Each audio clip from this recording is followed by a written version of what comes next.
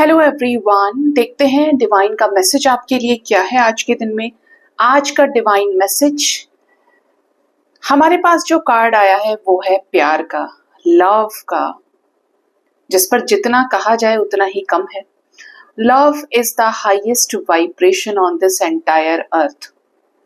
जहां पर भी हम कुछ भी सोचे, आप समझ लीजिए कि जन्म हुआ तो प्रेम से, जो भी कर्म कर रहे हैं तो भी प्रेम के ही पीछे, और विदा भी होंगे संसार से ना तो उसका कारण भी प्रेम ही होगा।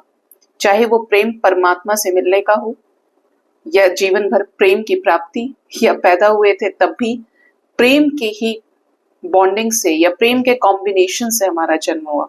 ठीक है, तो प्रेम जो है वो हाईएस्ट वाइब्रेशन है, और प्रेम है परमात्मा का साक्षात स्वरूप। जब हम किसी को भी प्यार देते हैं तो हम अपनी हाईएस्ट वाइब्रेशन में होते हैं। उस वक्त के लिए तो भूल जाते हैं ना कि हमें कुछ मिलेगा। जब हम किसी से अच्छे से बात करते हैं, किसी को अपने हाथों से पानी भी पिलाते हैं, तो हम भूल जाते हैं उस वक्त और अंदर से खुश होते हैं। तो वो क्या है? प्रेम का वास्तविक स्वरूप है। किस रूप में? परमात्मा के रूप में। हम जो क्रियाएं कर रहे हैं प्रेम में आकर, वो परमात्मा ही वो क्रियाएं कर रहे हैं। आप सोचिए कि प्रेम का स्वरूप कितना गहरा है, कितने गहरे रहस्य इसके पीछे छुपे हुए हैं। हम सबको प्रेम चाहिए। पैसा भी इसलिए क्योंकि हमें प्यार मिले, इज्जत मिले। ठीक भी होना चाहते हैं, ठीक रहना चाहते हैं इसलिए कि प्रेम हमारी हीलिंग करता है। पेट रखते हैं प्यार के लिए। आप इधर से उधर कहीं भी नजर डाल लीजिए, प्रकृति में प्रेम ही प्रेम है।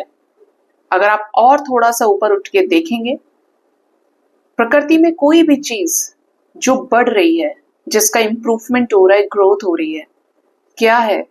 प्यार का ही रिजल्टेंट है। एक बीज को जब हम जमीन में लगाते हैं, जब उसमें रोज पानी देते हैं, तो क्या है? नीचे जमीन उसे प्रेम करती है, जिसकी वजह से वो बढ़ना शुरू होता है। क्योंकि प्रकृति क्या कर रही है, जमीन क्या कर रही है हमारी धरती में? उसकी परवरिश कर रही है जमीन के अंदर। जब उसका समय नीचे से पूरा हो जाता है तो वो बाहर की तरफ जर्मिनेट करता है, अंकुरित होता है। फिर धीरे धीरे उसमें से स्टेम बनना, बर्ड्स निकलना, जब एकदम प्रॉपर प्लांट बनता है। ठीक है, आपको पता ही है कि लीव्स में भी क्या होता है, फोटोसिंथेसिस से अलग रिप्रोडक्शन साइकिल चलता है ना।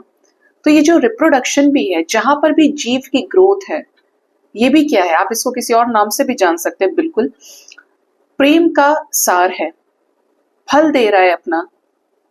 क्या है? प्रेम का आउटपुट है। हमारी लाइफ में भी प्रेम का योगदान है। तो प्रेम एक ऐसा इमोशन है जो साक्षात्कार परमात्मा से कराता है। अगर इसमें ऊपर उठ गए तो हर जगह प्रेम ही प्रेम नजर आएगा। आंखों में, जबान से, शरीर से। मैं उस वासना वाले प्रेम की बात नहीं कर रही हूं, लेकिन अगर बिल्कुल नीचे सोच लिया तो इस प्रेम में बंधनों को महसूस करने लगेंगे, कंडीशंस को, बदले को। जबकि प्रेम बदले से परे है। प्रेम जहां पर हमारी सोच खत्म हो जाती है, क्योंकि परमात्मा है। अब परमात्मा का ही ना आदि है ना अनंत, ना आदि है ना अंत है। ठीक है, भगवान का, ईश्वर का। तो प्रेम जो है ईश्वर का स्वरूप है। तो ईश्वर जब प्रेम में है, प्रेम ईश्वर है और ईश्वर प्रेम है, तो उसका भी ना आदि है ना अंत है। आप बढ़ाएंगे तो बढ़ता चला जाएगा, आप घटाएंगे तब घटेगा नहीं, क्योंकि फिर वो किसी और रास्ते से आपकी जिंदगी में जगह बना लेगा। प्रेम आजीवन चलने का फ्लो है। और प्रेम चाहे आप रहे ना रहे, लेकिन जब तक पृथ्वी है तब तक प्रेम का अस्तित्व है और रहेगा। ठीक है, तो प्रेम के लिए आपको गाइडेंस दी जा रही है। जब आप प्यार की बात करते हैं, प्यार के बारे में सोचते हैं, तो अपनी सोच से ऊपर उठकर देखिए। अपने शब्दों को इतना अच्छा, इतना कोमल बनाइए। ठीक है, आपको अपनी बात समझानी है, बट उसका रास्ता प्यार से होकर गुजरना चाहिए। ठीक है, प्रेम करते हैं तो प्रेम में अपेक्षाएं ना रखें, मुझे मिल जाए, मेरे साथ हो जाए, नहीं होगा तो कैसा चलेगा, कैसे होगा। अरे भाई, जिंदगी में आपके नहीं सोचने से, उस सोच से भी परे परमात्मा की दृष्टि आपके ऊपर है। बच्चा वो भी बढ़ जाता है आगे जिसके 5 साल की उम्र में माँ बाप की डेथ हो जाती है। सोचिए डेथ का पेन कितना बड़ा होता है, क्योंकि आशाएं खत्म हो गई, अब आप उस इंसान को कहीं खोज नहीं सकते। तो सब कुछ जहां से आ रहा है, जो सोर्स है, उसको तलाशने की कोशिश कीजिए। कहां से? अपनी सोल से कनेक्ट करके। प्रेम देखें, प्रेम सुने, प्रेम से हर एक सिचुएशन को अपने फेवर में आप कर लेंगे। अगर आप अंदर से प्रेम से भर गए, आप अपनी आत्मा से जा मिले, यानी कि मन को आप परमात्मा की तरफ मोड़िए, तो आपकी जो आत्मा है उसका स्वरूप कैसा होने लगेगा? आपकी जो सोल है, आपका ऑरा लाइट होने लगेगा, क्योंकि उस पे से ना लेयर्स रिमूव होने लगेंगी। तो जब लेयर्स रिमूव होंगी तो ऑटोमेटिकली आप डिवाइन की तरफ ज्यादा अलाइनमेंट में आएंगे। और जो साक्षात प्रेम का स्वरूप है, तो आप बढ़कर हर एक चीज को देखेंगे और लेट गो करने की कोशिश करेंगे। आपके साथ जहां पर आप छोटी छोटी चीजों पे रिएक्ट कर रहे थे, ऐसा हो गया मेरे साथ, वैसा हो गया, फिर आपके अंदर पता है क्या आएगा?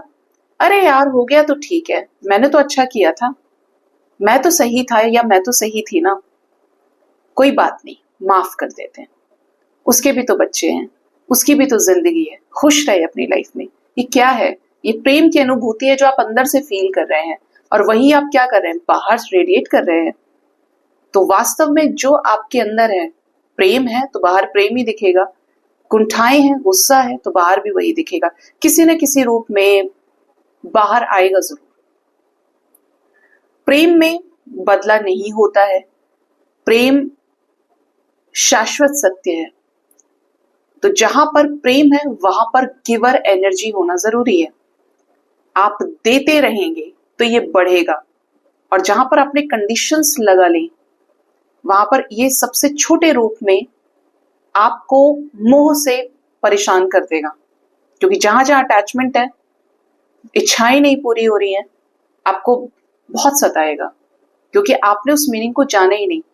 प्रेम में और प्यार में फर्क है, क्योंकि प्यार मोह है और प्रेम साक्षात ईश्वर, जिसका ना आदि है और ना अंत है, जहां पर हर एक चीज की संभावना है जब तक आप जिंदा हैं।